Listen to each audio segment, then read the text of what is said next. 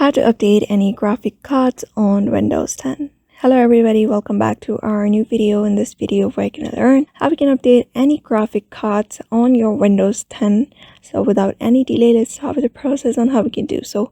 But before that, don't forget to hit that like, share and subscribe icon.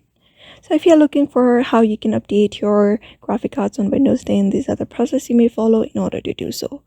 Head over to your device manager. After that, you're going to look up for this option called device display adapters, and you're going to look up for your graphic cards available.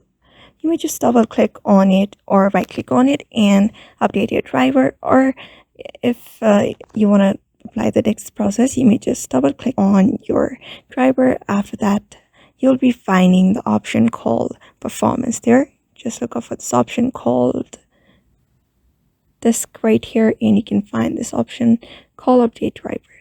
Just update it and click on OK. And after that is done, after the update is completed, that is one of the methods you can use in order to update your driver. Other than that, there is another method as well. For that, you may just right click on the taskbar at the bottom and open up your task manager.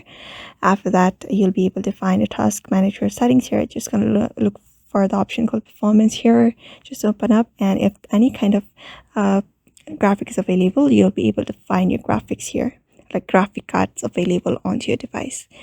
Those graphic cards will be available under task manager here.